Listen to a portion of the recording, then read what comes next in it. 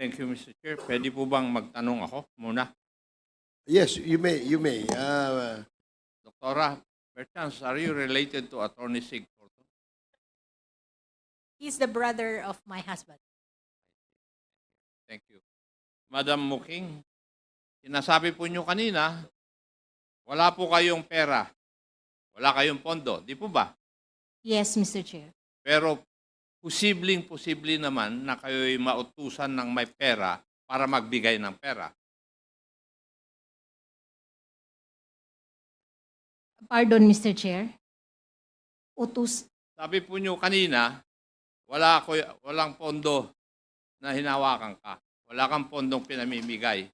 Pero posibleng-posible na ikaw ay nautusan ng may pera para magbigay ng pera sa isang tao. Hindi po. Wala po, Mr. Chair. Wala. Opo, Mr. Chair. Marami pong salamat. Mr. Chair, I think I was given the hard part of our hearing tonight. Walang gustong humawak po nito eh. So, pagtiyagaan nyo na po ako. Magandang gabi po sa inyo lahat. Mula po sa opening ng pangalawang yugto o Season 2, kumbaga, ng ating mga pagtatalakay dito sa Quadcom, ay narinig po natin ang mga statements given to us by our resource persons, Mr. Taguba, Mr. Guban, and Mr. Asierto. Atin din pong nasilip ang affidavit ni Mr. Las Cañas na ngayon ay witness na sa International Criminal Court. Kaya naman po, siya ay naka-embargo at hindi humarap dito sa atin sa Quadcom. Each of these individuals all carried with them intimate knowledge of the inner workings of the drug trade in the Philippines. At ano po ang similarity nila? Lahat po sila ay nagsalita at nagsiwalat ng ibang version ng war on drugs at nagdawit ng mga pangalan. At dahil dito, lahat sila ay nagdusa and they earned the ire of then former President Rodrigo Roa Duterte.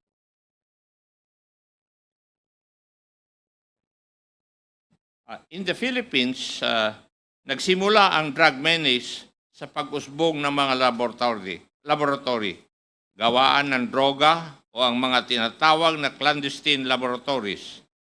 Eventually po, narinig natin na ito ay napalitan ng business model ng pag-angkat or importation ng droga sa bansa.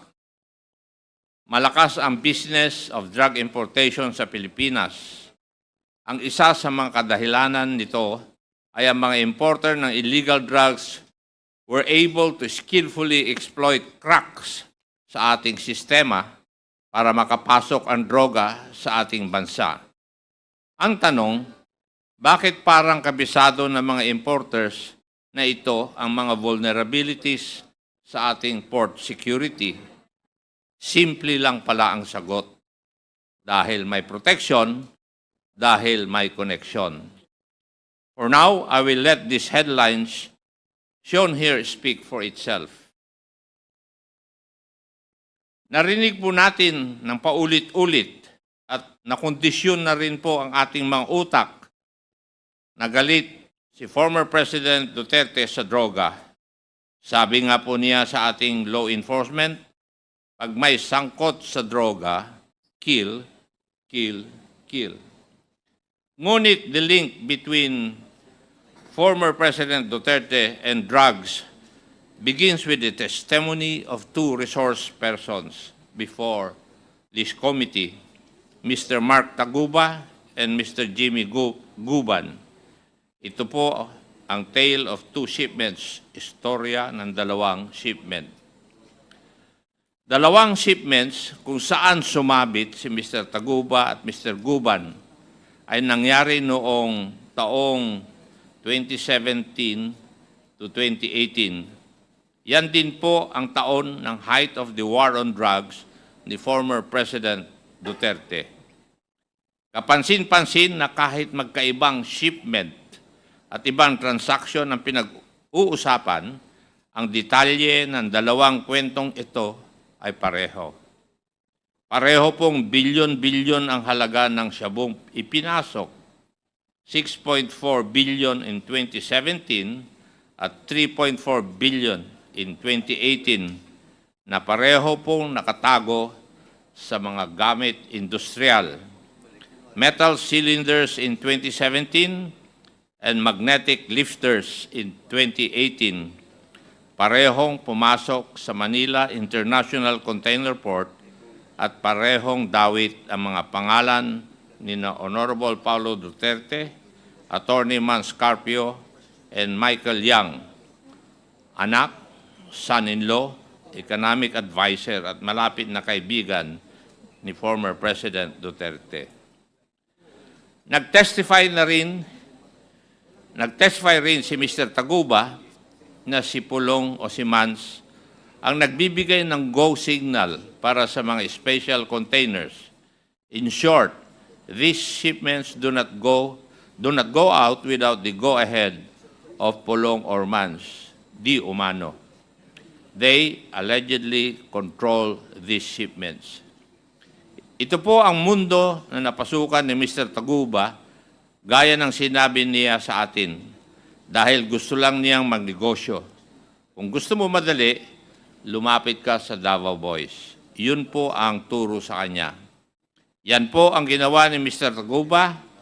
Lumapit siya sa powers that be.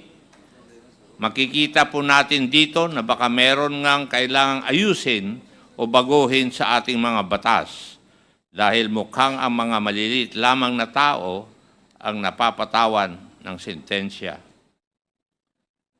Ayun naman kay Mr. Guban, ang may-ari ng shipment sa kanyang kwento o ang shipment noong 2018 ay sina Mans Carpio, Pulong Duterte at Michael Yang. Naulit na naman ang mga pangalan na nabanggit ni Mr. Taguba. Ayon kay Mr. Guban, hindi niya pinangalanan ang tatlong ito sa pagdinig dati sa Senado dahil sa banta sa kanyang buhay at sa kanyang pamilya. Sino ba naman ang hindi matatakot? At dahil iba ang pinangalanan niya sa Senado, siya ay sinabit sa kaso at ngayon ay nananatiling nasa kulungan. Paano po ito nakakalusot? It's a crack in our system, a crack in the Bureau of Customs, ang TARA system. Simple lang po yung TARA system. It's grease money, lagay, given to the officials of the Bureau of Customs, among others, to push them into a more simple assessment of inbound goods. Halimbawa, aabutan ng 1 million pesos para hindi na ma-x-ray or buksan ng container na papasok. According to the tale of two shipments na nabuo sa testimonya ni na Mr. Taguba and Mr. Guban, ito po ang estilo ng mga illegal drug importers. Magbabayad ng pera sa mga opisyal ng BOC para mabilis na makalusot ang kanilang mga shipments. Oo nga naman, di ba? Papaano madidetect ang isang shipment of suspected dangerous drugs kung simple assessment lang, walang x-ray or kahit anong form of physical examination? Ang mga nasangkot na pangalan sa ating tale of two shipments ay dapat palang matagal nang iniimbestigahan. These were all laid bare some time ago by Eduardo Asierto, an intelligence officer, a person in hiding for 6 years now just because of his intelligence report. Nagkamali siyang pangalanan si Michael Yang. Oo, pinapapatay siya ni former President Duterte dahil sa kanyang report at dahil ginawa niya ang kanyang trabaho. At sino naman itong si Colonel Eduardo Asierto? Si Colonel Eduardo Asierto ay isang narcotics operative na nag-verify at nag-imbestiga ng mga illegal schemes na nangyayari po sa Bureau of Customs. More than the reports covering the Bureau of Customs, Colonel Eduardo Asierto prepared thorough reports which he shared with the Quad Committee on the involvement of Michael Yang, Johnson Chua, and Alan Lim in the illegal drug trade in the Philippines. Ayan po ang diagram ni Colonel Acerto kung saan makikita na si Michael Yang kasama ang kanyang mga business partners, Mr. Alan Lim and Mr. Johnson Ko, ay tatlo sa critical na bahagi ng operasyon ng droga sa ating bansa. Ayon sa diagram, si Mr. Alan Lim ang local source. Si Mr. Yang ang taga-ayos ng importation side at si Mr. Ko ang distributor. Ipinapakita rin ng slide na ito kung gaano kakomplikado at organisado ang network. Ito po ay end-to-end, kompleto, from supply to distribution na may kasamang na ring money laundering operations.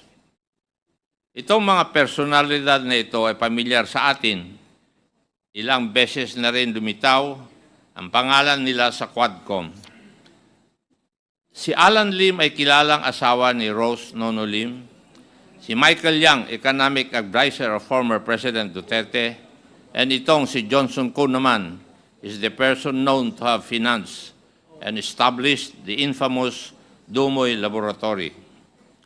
The incident concerning the Dumoy Laboratory is where Michael Yang, as it would appear, started to build his bones in the drug trade. Matatandaan natin na ang kwento sa Dumoy Laboratory ay nagsimula mula sa dalawang container vans na dumating sa Davao, which Michael Yang and a certain Panther received.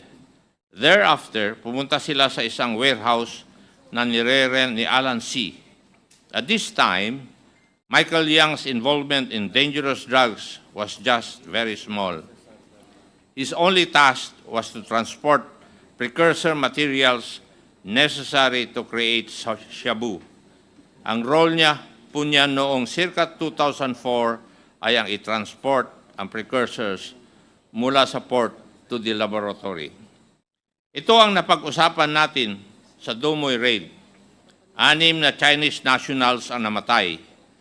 Base sa raid, na-discover nila na si Alan C. at si Johnson Chua ay ang mga may-ari ng warehouses at laboratories na ni-raid. Mula po sa investigasyon natin dito sa Quadcom, nalaman po natin na hindi ma-account kung ano po ang nangyari sa mahigit 10 pang naaresto ng mga Chinese sa raid na yon. Mahalaga po itong Dumoy raid na ito dahil ayon mismo kay former President Duterte, in a recent interview, inubos daw niya ang mga sangkot dito. Later on in 2005, affiliates of Alan C. were arrested and warehouses rented by Johnson Chua were discovered in the provinces of Bukidnon and Cagayan de Oro. It seems that Johnson Chua did not learn its lesson from the tragic Dumoy incident because after 9 years or in 2013, may mga lumabas muli na report tungkol sa illegal activity ni Mr. Johnson Chua. And it was at this time when the close relationship of Michael Yang to then Mayor Rodrigo Duterte became public knowledge. From receiving shipments of precursors from the ports and transporting them, malayo na ang narating ni Michael Yang. He eventually managed to develop contacts in the Bureau of Customs and evolved into a facilitator of shipments of shabu. As mentioned, maagang nakita ni Colonel Acerto ang operation ng Michael Yang and Alan Lim. In fact, nireport niya ang mga findings na ito sa ilang matataas na opisyal ng gobyerno, including the then PNP chief and even to Malacanang. Ang malungkot po dito, walang nangyari sa mga reports na ito, na baon sa limot hanggang naungkat muli dito sa Quad Committee. Bakit kaya ganon? At parang hindi na lang pinansin ang isang report tungkol sa isang malaking drug lord. At this juncture, we wish to emphasize na itong si Michael Yang ay malalim ang pagkakatali sa Davao City. Isa sa kanyang kumpanya, DCLA Company Incorporated, operates the DCLA Plaza Shopping Mall na nireport din na may activities and transactions concerning illegal drugs. Huwag po nating kalimutan na sa pag-aaral ng Quadcom, DCLA also owns Paili Holdings Corporation, the holding company of Paili State, which constructed Clark Majestic World, where 2 Chinese nationals were arrested for kidnapping a Chinese and a Vietnamese national. Yan pong mga usapin na yan ay nakakabit naman sa Pogo. Si Asierto ang unang nagbanggit ng koneksyon ni Michael Yang. Pero imbis na umaksyon o mag-imbestiga pa na mas malalim, former President Duterte resorted to threatening the life of Colonel Asierto. Akala ko ba war on drugs tayo? Anong nangyari? The reports relayed to us by Colonel Asierto only support the participation of several high-ranking officials, including Senator Bato de la Rosa, Director General Aaron Aquino, Senator Bongo, Director General Wilkins Villanueva, and of course, Alan Lim, Michael Yang, Li Wenxiong, Johnson Chua, and Yan Yishu. Umabot po sa matataas na opisyal na ito ang report ni Colonel Asierto. Inuulit ko po, walang nangyari. Nariyan din po si Arturo Las Cañas, a self-confessed former original member and hitman of the Davao Death Squad and a retired police intelligence operative and investigator. Unang lumutang ang pangalan niya sa mga investigasyon noon sa Senado noong taong 2017. Una, sabi niya walang Davao Death Squad. Ngunit binago niya ang kanyang mga binitawang statements sa Senado at agarang itinuro si former President Duterte.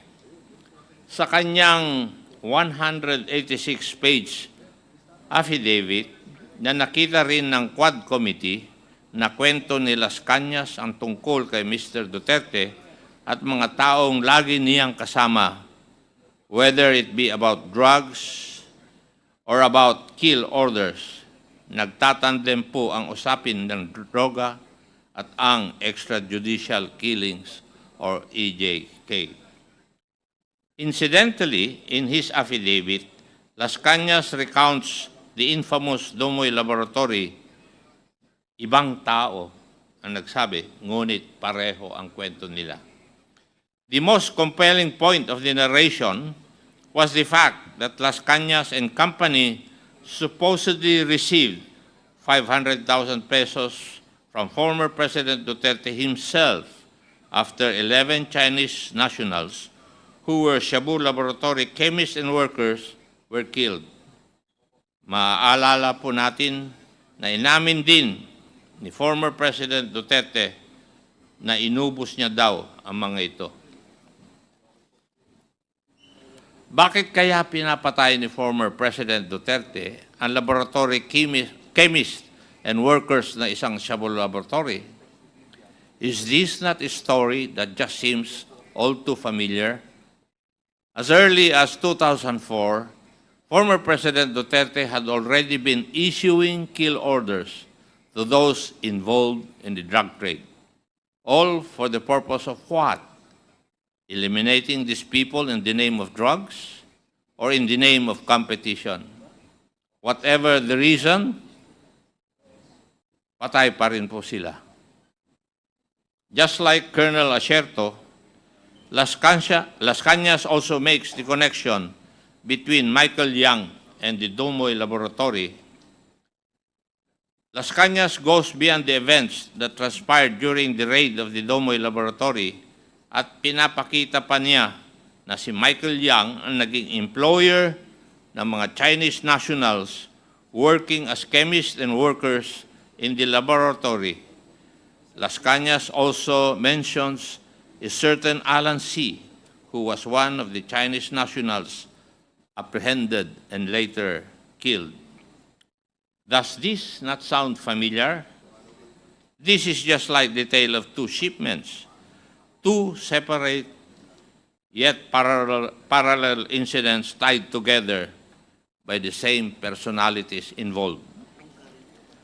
Maaalala din natin na nabanggit ng isa pang resource person ang pangalan ni Michael Yang. Looks familiar. This web of connections among Michael Yang and his associates was presented by PDEA in one of our Quadcom meetings. Dito ay makikita natin ang connections ni Michael Yang with Alan Lin, Rose Nono Lin, Johnson Ko, Hong Jiang Yang, Eddie T. Yang, Willie Ong, all of whom have been the subject of our investigations before the Squad Committee, connected by corporations like Piley Holdings Corporation, Piley State Group Corporation, Golden Sun 999 Realty and Development Corporation, and more importantly, Empire 999 Realty Incorporated. Empire 999 Realty Corporation was discovered bago pa man lang binuo ang Quadcom. A corporation owning a warehouse in Mexico, Pampanga, where 560 kilos of shabu with an estimated cost of 3.6 billion pesos was discovered. The shabu entered the country through the port of Subic and was later on delivered to a warehouse owned by Empire 999. Madami at paulit-ulit na ang lumilitaw na koneksyon ni Michael Yang sa business ng droga. Pero nakapagtataka rin, sa gitna ng isang state policy called the War on Drugs, where thousands were killed, kahit sabi-sabi lang ang basis, wala pa rin nakakagalaw against Michael Yang. In contrast, naging maunlad at successful pa ang lahat ng kanyang businesses. We can all recall the Farmally scandal that made headlines nationwide. We find ourselves with Michael Yang yet again at the center of this Farmally scandal. Again, I will let these headlines speak for themselves. Key Farmally officials such as Wang Chuyen and Lincoln Ong were also quick to point fingers to Michael Yang as the financier and guarantor of the Farmally operations. The personalities we have discussed warned us very early on ang mga nasa posisyon noong 2016 hanggang 2022 ay sila mismo na nagdala at nagpalaganap ng problema ng droga sa Pilipinas. Pero ang mga warning na ito ay hindi natin narinig. They were drowned out with noise and systematically silenced and discredited. Colonel Asierto, for instance, categorically named former President Duterte, Bongo, and Bato de la Rosa as integral personalities in protecting the illegal drugs network in the Philippines. Worse, they serve as key figures in ensuring that large volumes of illegal drugs slip right through our borders. Asan ngayon si Colonel Asierto? Nagtatago dahil gusto siyang patayin ng ating former president. Incidentally, these are the people whose hands are on the purse and the sword of the Republic, and they have deftly used it. It is most unfortunate, however, that the sword was used to slit, stab, and slash the very people it swore to protect. We, the people. And the purse was used not to benefit the Republic, but to line the pockets of the few.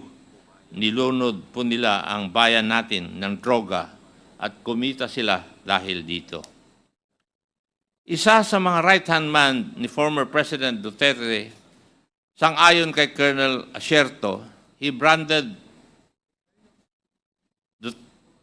former President Duterte as the Lord of all drug lords.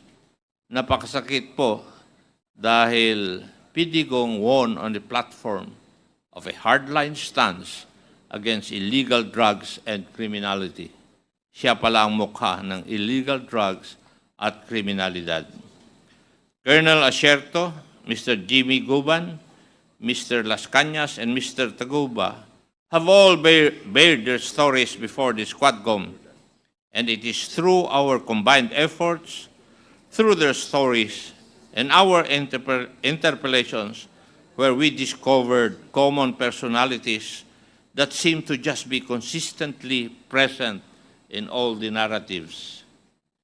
But what do we make of the war on drugs? Konting silip para sa ating mga kababayan. Mukhang ang war on drugs was a convenient way to eliminate competition in the drug trade. More specifically, the local manufacturers. Let us remember, ang key feature ng war on drugs ay ang reward system. Every kill is compensated. And the bigger the catch, the higher the video. Colonel Espinido even adds that awards could go as high as 100,000, and that the system at that time was known to all policemen. It was such a strong but perverse incentive to play along with the war on drugs. The existence of the reward system is not denied.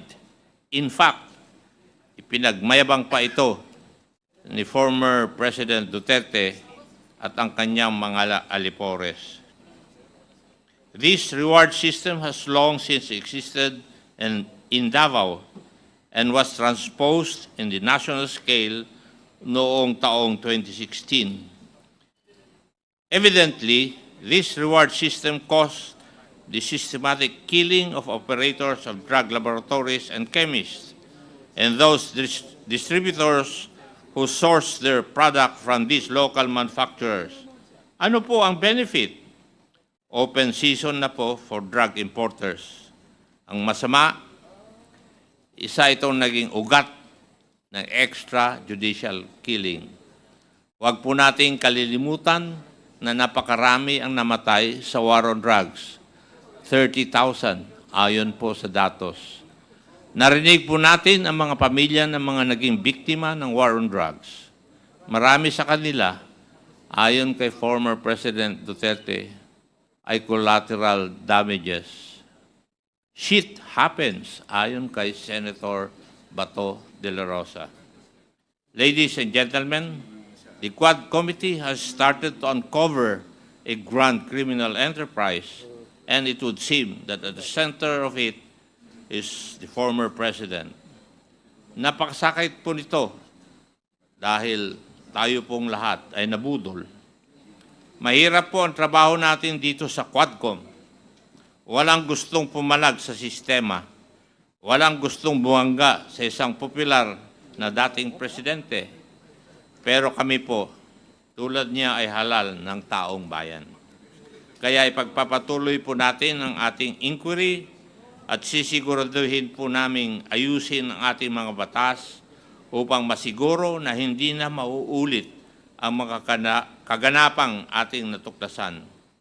Sa darating na taon at sa mga susunod na Quadcom hearings, tatalakayin po natin ng mas malalim ang usapin ukol sa droga dahil sang-ayon naman po tayo, salot po ito sa lipunan. We will leave no stone unturned. Maraming salamat po at magkita-kita po ulit tayo sa susunod na taon. Marami pong salamat. Thank you, Congressman Acop. That was quite a comprehensive report. Ayan po ay produkto ng 12 hearings ng Quadcom.